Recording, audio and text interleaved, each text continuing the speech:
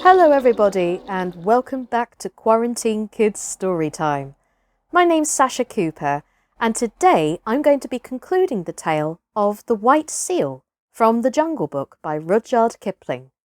When we last saw our hero, he had basically found what we hope is the perfect place for him and his friends to live away from man. Let's see if his instincts are right. He began to think of the seals he had left behind him, but though he was in a hurry to go back to Nova Scotia, he thoroughly explored the new country so that he would be able to answer all questions. Then he dived and made sure of the mouth of the tunnel and raced through to the southward.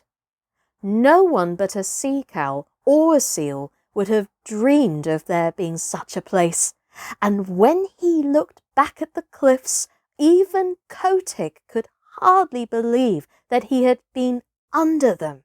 He was 6 days going home, though he was not swimming slowly, and when he hauled out just above Sea Lion's neck, the first person he met was the seal who had been waiting for him, and she saw by the look in his eyes that he had found his island at last.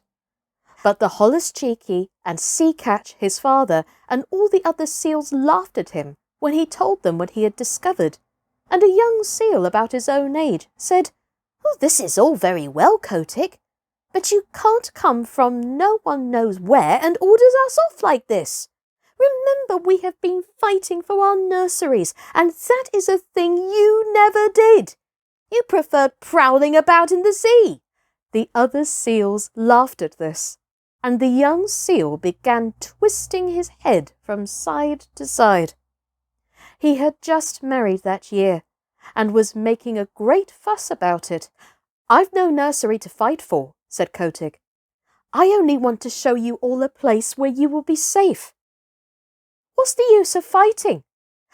"Oh, if you're trying to back out, of course I've no more to say," said the young seal with an ugly chuckle. "Will you come with me if I win?" said Kotick, and a green light came into his eye, for he was very angry at having to fight at all. "Very good," said the young seal carelessly. "If you win, I'll come." He had no time to change his mind, for Kotick's head was out and his teeth sunk in the blubber of the young seal's neck. Then he threw himself back on his haunches and hauled his enemy down the beach, shook him and knocked him over. Then Kotick roared to the seals, "I've done my best for you these 5 seasons past. I've found you the island where you will be safe, but unless your heads are dragged off your silly necks, you won't believe. I'm going to teach you now. Look out for yourselves." Limmershin told me that never in his life, and Limmershin sees 10,000 big seals fighting every year, never in all his little life did he see anything like Kotick's charge into the nurseries.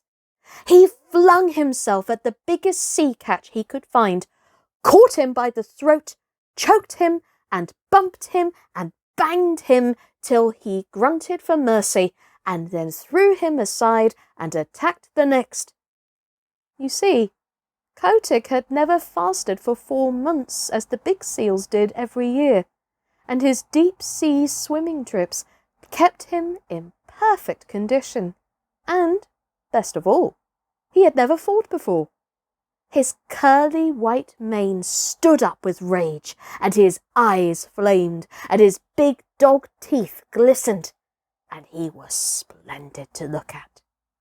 Old Sea Catch, his father, saw him tearing past, hauling the grizzled old seals about as though they had been halibut, and upsetting the young bachelors in all directions, and Sea Catch gave a roar and shouted, "He may be a fool, but he is the best fighter on the beaches.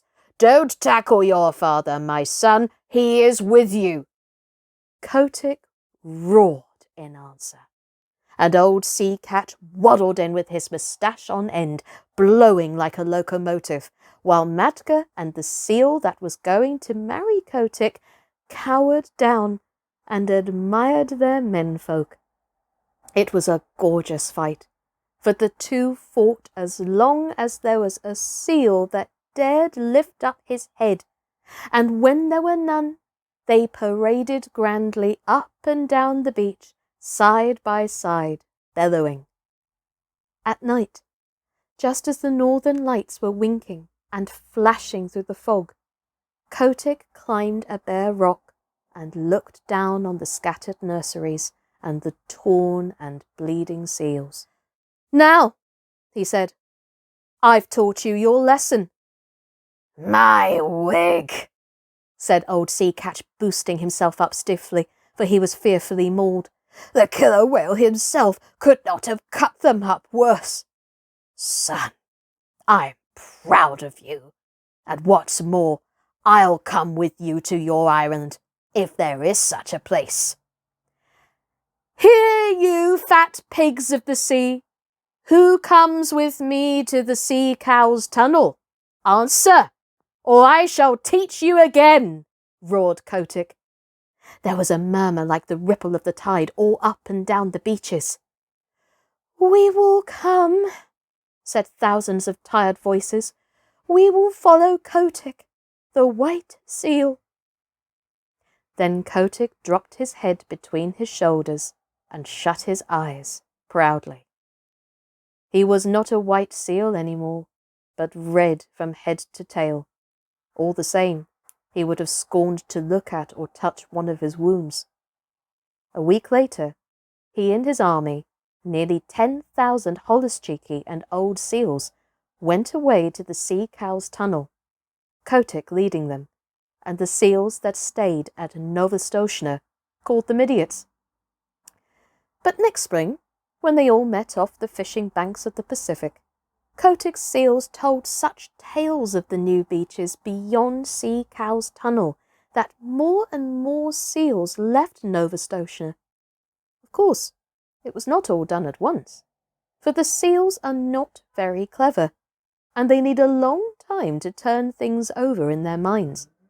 But year after year, more seals went away from Novastoshnah and Lukannon and the other nurseries to the quiet, sheltered beaches where Kotick sits all the summer through, getting bigger and fatter and stronger each year, while the holluschickie play around him in that sea where no man comes.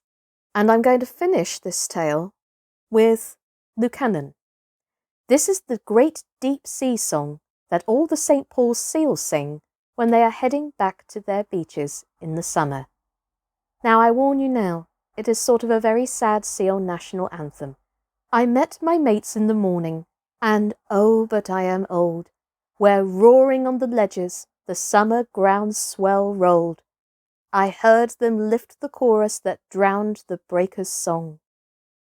The beaches of Lukannon, 2,000,000 voices strong, the song of pleasant stations beside the salt lagoons, the song of blowing squadrons that shuffled down the dunes, the song of midnight dances that churned the sea to flame. The beaches of Lukannon before the sealers came. I met my mates in the morning, I'll never meet them more. They came and went in legions that darkened all the shore, and o'er the foam-flecked offing as far as voice could reach, we hailed the landing parties, and we sang them up the beach. The beaches of Lukannon, the winter wheat so tall, the dripping crinkled lichens and the sea fog drenching all, the platforms of our playground, all shining smooth and worn, the beaches of Lukannon, the home where we were born. I met my mates in the morning, a broken, scattered band, men shooters in the water and clubbers on the land, Men drive us to the salt house like silly sheep and tame. And still we sing Lucannon before the sealers came. Wheel down to southward, O Guvaruska, go, and tell the deep sea viceroys the story of our woe. Ere empty as the shark's egg the tempest flings ashore, the beaches of Lucannon shall know their sons no more. And we end this tale right there. Ladies and gentlemen, boys and girls, thank you so much for tuning in. The Jungle Book is a very unusual journey and one that I'm really enjoying exploring again at the moment. So thank you for supporting the channel and all the readers here as always. So tune in tomorrow for the next exciting tale in The Jungle Book by Rudyard Kipling. My name's been Sascha Cooper and this has been Quarantine Kids Storytime. Take care everybody, and as always, stay safe in these uncertain times. Bye bye!